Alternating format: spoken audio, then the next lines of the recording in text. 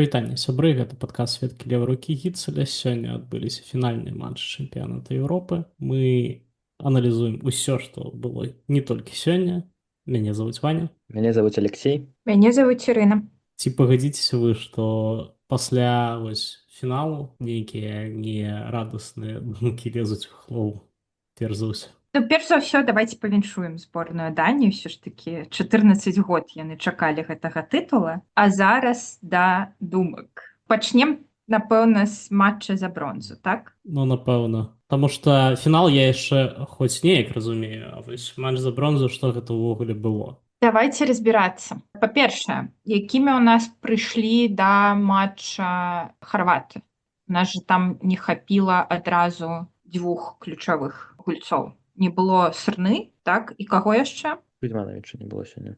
Рамніка, іх галоўнага асноўнага нумара. Але Мандзіч сёння падаецца, што дастаткова добра Ды замяніў яго. і Славіч не быў найгоршым. Ну, найгоршымі у гэтай гульні відавочна былі суддзі. Тут я думаю, што ўсе пагадзяцца. І тут вось пытанне, што гэта было, адказу быццам бы не мае нават.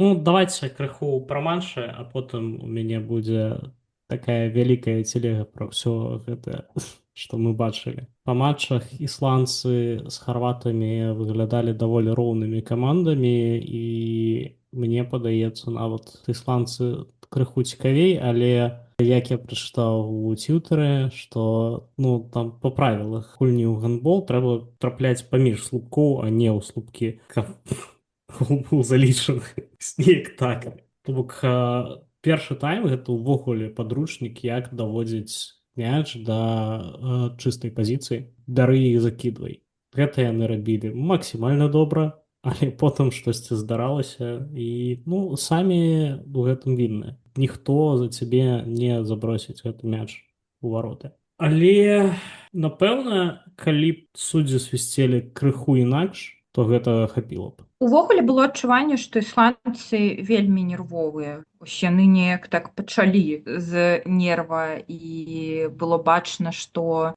ну быццам ужо зборная Ісландыі павінна адпачыць крышачку. Але так, спадзевы былі, вядома, на рэзультатыўную гульню. Было прыемна бачыць Густафсона.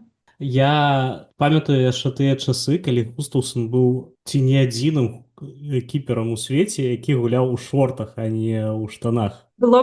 І Густафсон таксама гуляў у цішотцы, у яго там нейкія зататуяваныя рукі. І мы ўсе памятаем увогуле яго эру з доўгімі валасамі. Такі ён быў цікавы, класны. Блін, як даўно гэта было. І таму асабліва прыемна было бачыць яго зноў сёння, але не дапамог. Тут ужо не фактар брамніку ўвогуле нейкую ролю адыгрываў. Ну так, тут Густафсон выйшаў адносна добра, але ісландцы ўсю гульню страждалі ад таго, што іх брамнікі не дапамагалі ў моманце, калі абарона дзейнічала вельмі добра і як бы вымушала лёгкія кідкі, якія брамнікі павінны забіраць. То бок там было шмат кідкоў з 9-10 метраў па блоку, лажыся туды, куды мяч ляціць, і не павінна быць галоў, але гэта ўсё залетала.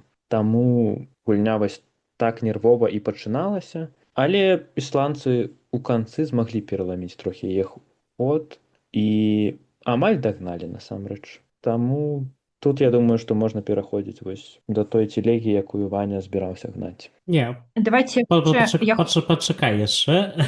Давайте некалькі словаў пра харватаў. Яны выглядалі сёння крыху лепш, чым зазвычай. Ну, то бок там нейкая ідэя была, там яны неяк маглі вар'яваць, што яны робяць. Вось тое, што рабіў Начынавіч, які атрымліваў мяч на 6 метрах і метр улева-ўправа нікога, гэта шыкоўна, конечно. І гэта тое, што абарона ісландцаў вымушана была рабіць. Ну, то бок харваты былі не такія благія, як маглі б быць. Так, сёння вельмі добрая гульня ў выкананні Ціна Лючына, і ён пачаў там паліваць з 9-10 метраў, і брамнікі там нічога не маглі зрабіць, таму ісландцы перайшлі вось на такую вельмі актыўную агрэсіўную абарону, якая давала шмат месцу лінейным. І, дарэчы, вось потым, калі выйшаў Густафсон, то калі мяч даходзіў там да 6 метра, то ён трохі адбіваў.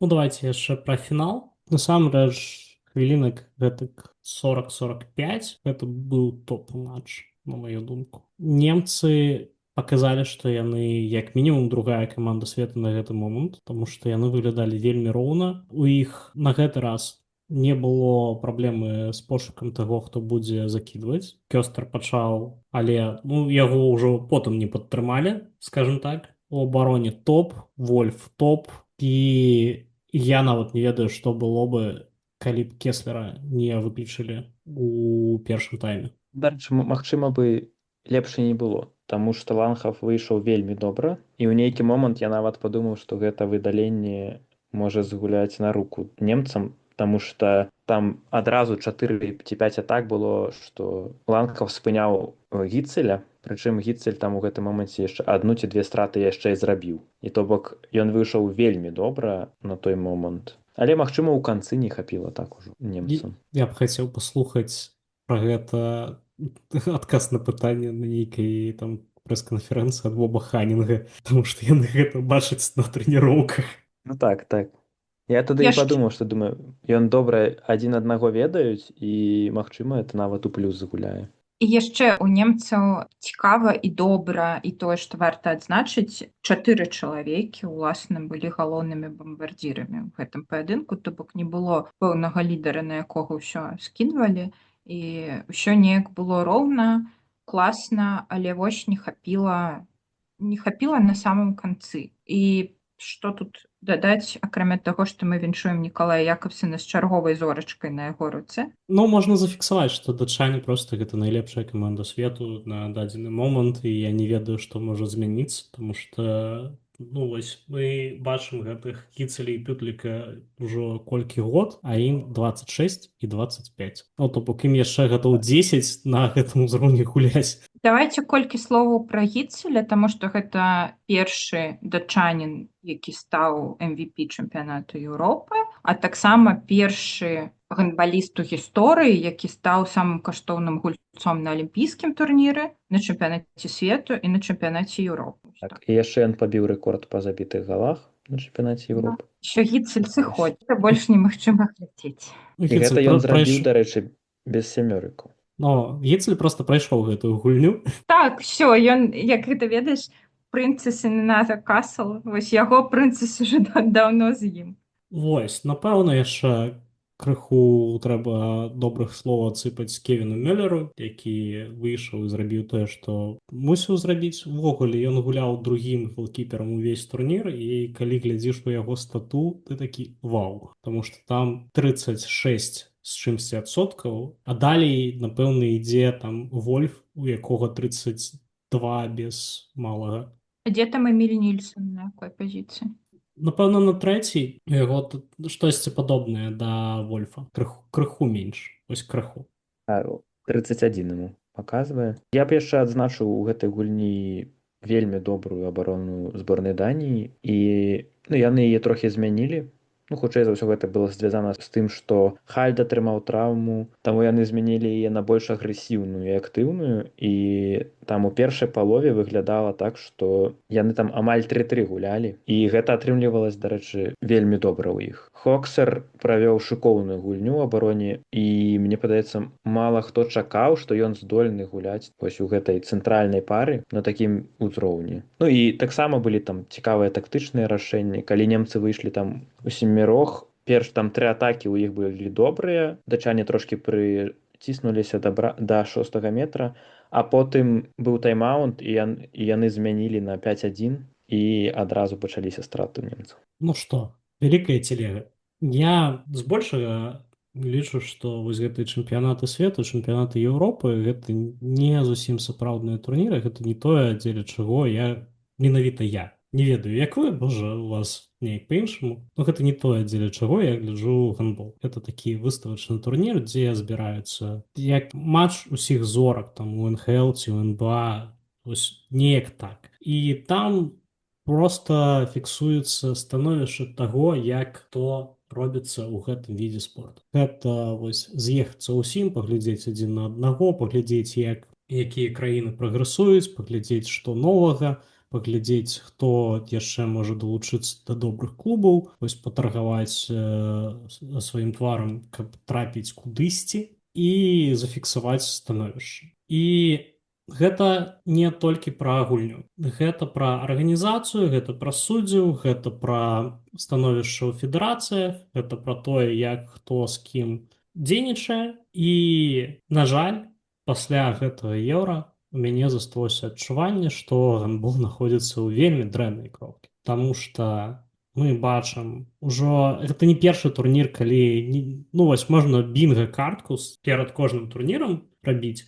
Там будзе нейкая каманда атрымала нейкі вірус, нейкая каманда траванулася, нейкая каманда скардзіцца на суддзяў, нейкая каманда скардзіцца на лагістыку. Матчы стаяць вельмі дрэнна для адных каманд, вельмі добра для другіх. Лёсаванне разбіла на дзве вельмі нероўныя паловы. Нейкі судзейскі скандал нават да турніра мы пабачылі. І потым выходзіць Міхаэль Відерер і кажа, што мы ўсім задаволены максімальна. А яшчэ Міхаэль Відерер адзначыў неверагодны тэхнічны прагрэс на гэтым турніры. Ці заўважылі вы гэты тэхнічны прагрэс, сябры? Я заўважыў, раней суддзі не маглі прыняць добрае рашэнне пасля таго, што яны бачылі сваімі вачамі. Цяпер яны не могуць прыняць добрае рашэнне пасля таго, як яны паглядзелі паўтор. Гэта прагрэс, гэта тэхналогіі. Так. Але калі яшчэ можа быць шчырым, то я б сказаў, што карцінка, на мою думку, палепшылася. Але гэта, магчыма, звязана з тым, што умоўна там большасць гульней трансляваліся з Даніі. Яны проста разумеюць, як паказваць гандбол добра. Іншыя нейкія тэхнічныя рэчы складана сказаць, палепшылася. Дакладна у брамцы няма зараз другой сеткі. І гэта паскарае тое, як хутка дастаюць мячык брамнікі і як хутка каманды бегуць у атаку. Вось. Гэта ўжо даўным-даўно трэба было зрабіць.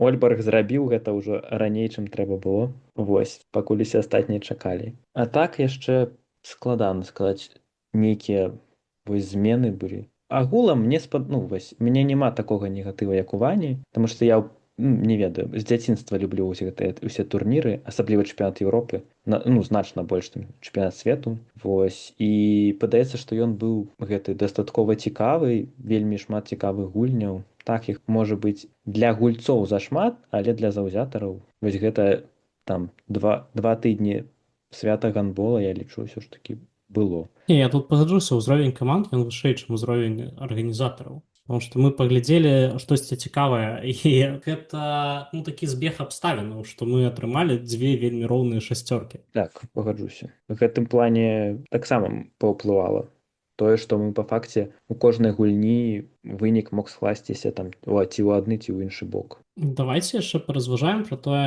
колькі каманд ідэальна для чэмпіяната Еўропы. Мы маем 24 ўжо не першы раз, і мы пабачылі, што гэта можа быць добрым. То бок, акрамя гэтых 12 каманд ёсць там яшчэ 3-4, якія можа быць, напрыклад, на роўным узроўні. Але мне падаецца, што як было ў нас 16, можа 18 каманд, якія могуць штосьці паказваць, так і засталося. То бок, пытанне ў тым, мне вельмі падабаецца зборная Грузіі, і ці варта ставіць яшчэ адзін матч у расклад дзеля таго, каб мы яе пабачылі.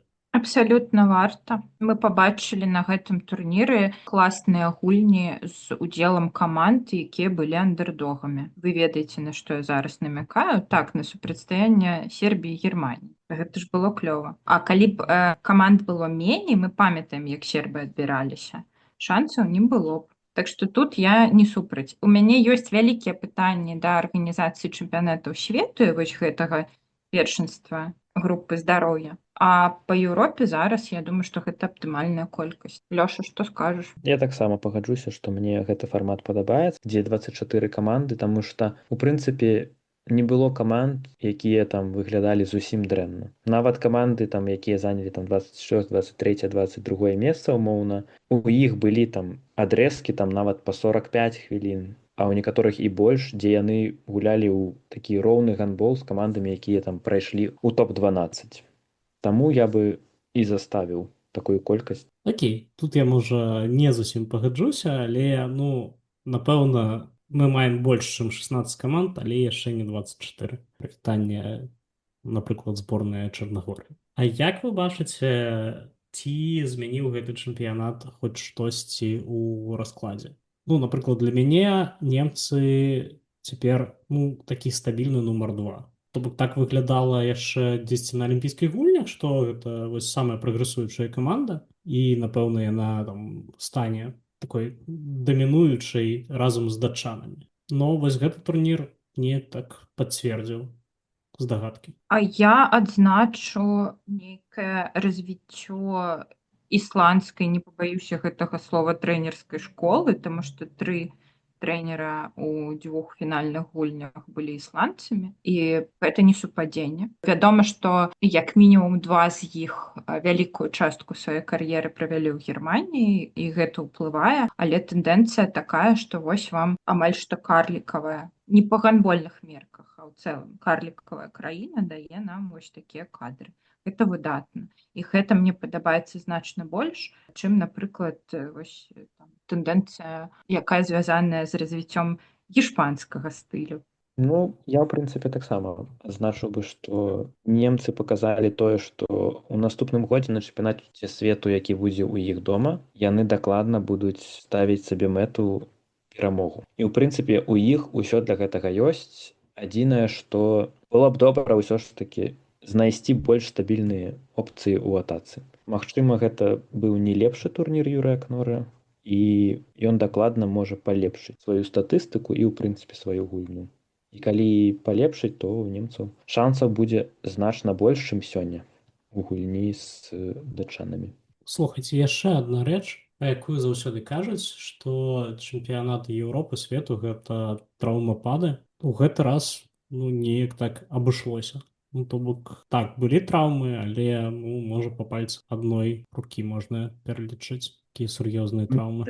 Асноўныя траўмы былі да чэмпіяната свету. Неяк вылеталі там стабільна людзі, асабліва ў зборнай Славеніі. А так падчас чэмпіяната свету так не так шмат траўм. І гэта добра. Зараз у гульцоў там колькі амаль 2 тыдні перапынку будзе. Ну, можа у каго як, хтосьці ўжо пачынае на наступным тыдні гуляць. Мала часу, канешне, каб аднавіцца, і будзем спадзявацца, што проста гэтая нагрузка не дасць траўмы потым.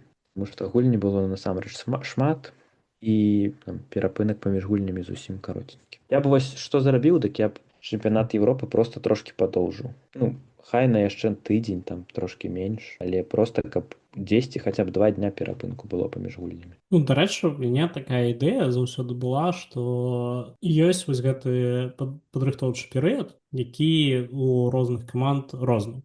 Напрыклад, там у Швецыі чэмпіянат ідзе там да 30 снежня 10 кожны год. Хтосьці пачынае там, калі памятаеце, як Шаўцоў з сярэдзіны снежня ўжо забіраў усіх і ламаў проста календар. Вось, можа там неяк там фіг з ім. Робім адбор і сам чэмпіянат вось там 10 там з канца снежня па пачатак лютага, і замест таго, каб гуляць там нейкія там спарынгі, нейкія там калядныя турніры, ты пачынаеш з таго, што ты зборнай Германіі гуляеш там гэты адбор супраць нейкай, я не ведаю, там зборнай хай будзе Косава. І вось так ты даходзіш, і так ты разгружаеш гэты адрэзак, і ўжо на групавой стадыі ты там маеш 2-3 дні адпачынку паміж гульнямі. Ну, цікавая ідэя, насамрэч. Я ўпэўнены, што яе, канешне, не рэалізуюць, але насамрэч ёсць над чым падумаць у гэтым плане. Дарэчы, Дагур Сігурдсон вельмі быў раззлаваны тым, як яны перамяшчаліся з горада ў горад, як іх засялілі за 40 кіламетраў да арэны, усёй гэтай інфраструктурай, і казаў, што каманды не ў роўных абставінах апынуліся. І добра, што ён пра гэта сказаў. Усё так, але па факце гэта здараецца там кожны чэмпіянат Еўропы, альбо чэмпіянат свету, таму пра гэта варта казаць, канешне. І наколькі я ўжо чуў, што ў 28 годзе яны абяцаюць зрабіць календар такі больш роўны, і каб аднолькавая колькасць дзён перапынку была там перад паўфіналамі, але паглядзім, што з гэтага атрымаецца. Мы яшчэ паразмаўляем пра All-Star Team. О, давайте апошнюю тэму. Што гэта было? Ну, калі глядзець насамрэч на там выніковую гэтую сямёрку, нават васьмёрку, можна сказаць, гульцоў лепшых на гэтым турніры, то як бы не выглядае гэта вельмі страшна. А вось калі глядзець на тыя намінацыі, якія былі на кожную пазіцыю, то пытанне да ІГФ велізарнае. Ну, то бок, як вы глядзелі гульні, як вы ў прынцыпе вызначалі гэтых гульцоў, і я шчыра не да канца разумею. Таму што калі у вас на пазіцыі там разыгрываючага пісі ёсць Юры Кнор ці Люка Цындрыч, якія правялі насамрэч дастаткова дрэнны турнір, я не ведаю, як яны могуць апынуцца ў гэтым спісе.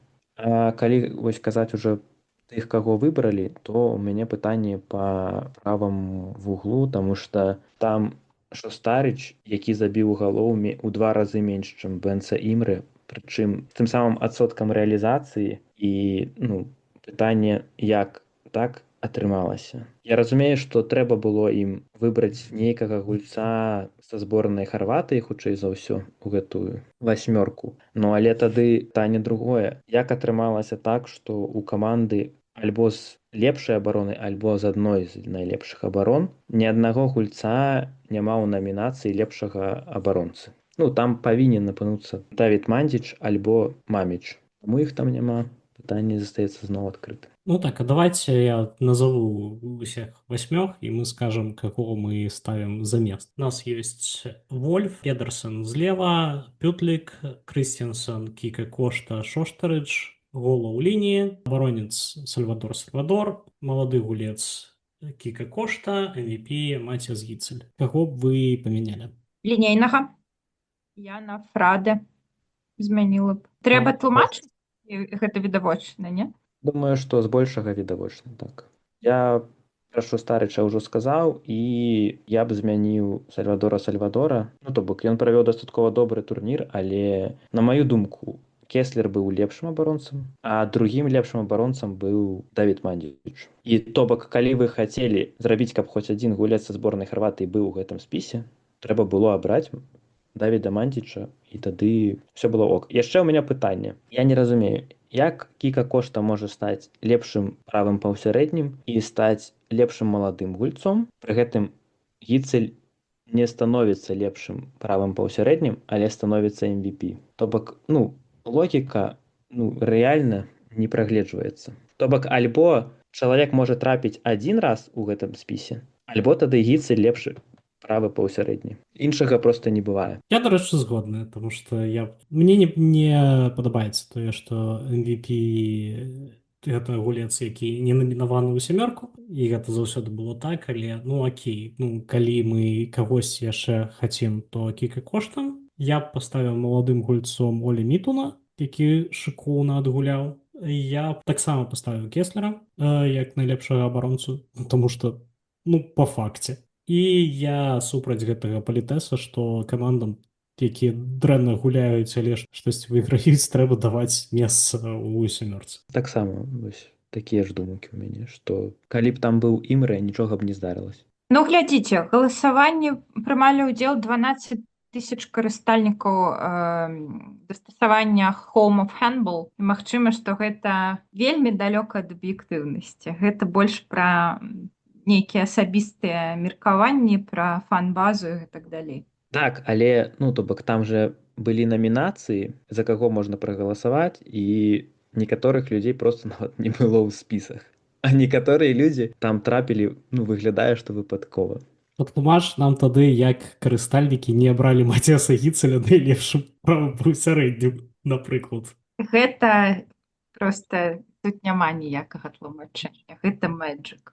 Магчыма, логіка была такая, што яны галасавалі за яго ў намінацыі MVP, вырашылі, што мы не будзем галасаваць за яго яшчэ раз. Але тады вы спытаеце, а чаму за Кіка Кошту двойчы галасавалі? У мяне няма адказу на гэтае пытанне. Там, дарэчы, не было асобнай намінацыі MVP, наколькі я памятаю. Была MVP. І была намінацыя лепшы малады гулец і лепшы абаронца. А намінацыі не было. Пры гэтым Кошта відавочна перамог у намінацыі лепшы малады гулец, але яго яшчэ чамусьці засунулі як лепшага правага паўсярэдняга. Хаця я думаю, што ў большасці карыстальнікаў яго не было на правым паўсярэднім. Тут усё так, і няма чаго дадаць. Я спадзяюся, што за 2 гады яны штосьці зробяць з гэтым, і мы не будзем чуць усяго таго бруда, які мы чулі цягам гэтага турніра. І, напэўна, давайце па апошняму слову пра гэты турнір. Што сказаць, датчане, ў прынцыпе, як мы ўжо казалі пра Гіцеля, прайшлі гульню, такі датчане прайшлі гульню. Ім заставалася толькі выйграць чэмпіянат Европы. Вось усёй гэтай генерацыі яны гэта зрабілі. У прынцыпе, па турніре ён мне вельмі спадабаўся. Адзін з найлепшых, не ведаю за колькі апошніх гадоў. Я насамрэч паглядзеў большую колькасць гульняў і ад большасці атрымаў задавальненне. Была шыкоўная зборная Фарэрскіх выспаў, якая гуляла ў вельмі прывабны гандбол. Зборная Ісландыі дайшла да паўфінала. Вось таму для мяне гэты турнір у памяці застанецца, я думаю, надоўга. Вось такім, якім ён быў, з тымі судзейскімі памылкамі, але і з тымі пазітыўнымі момантамі, якія ён прынёс. Для мяне таксама першая асацыяцыя гэта зборная Фарэрскіх выспаў і другая гэта зборная Партугаліі на гэтым турніры, на якіх было вельмі цікава глядзець. І увогуле канцэнтрацыя матчаў нават у першыя дні, канцэнтрацыя цікавых матчаў была вельмі высокай. Я таксама вельмі шмат чаго паглядзела гэтым разам. Такая перамога зборнай Даніі, яна з аднаго боку і лагічная, і прыемна адначасова, што ў нас, напрыклад, перад фіналамі было ўсё ж такі адно меркаванне, што, магчыма, датчане не змогуць выйграць. У любым выпадку гэта быў добры турнір. Зборная Германіі сапраўды зараз працягвае знаходзіцца ў статусе заўсёды другіх, таму што яны, атрымліваецца, не перамагалі датчан ні ў адным афіцыйным матчы з 2016 года. Мы ім зычым, безумоўна, перамогі, але па выніках турніру быццам бы ўсё справядліва. Акрамя тых матчаў, дзе вельмі касячылі суддзі. Ну што, турнір топ, лёсаванне дзіўнае, таму турнір і топ, фарэрцы топ, партугальцы топ, немцы топ, датчане топ, ЕГФ. Ну, трэба працаваць ці, ну, тут ужо койкі перастаўляць ці атрымаецца, напэўна. І на гэтым мы развітваемся. Пабачымся. Да пабачэння. Выбачэнне. Дзякуй, да пабачэння.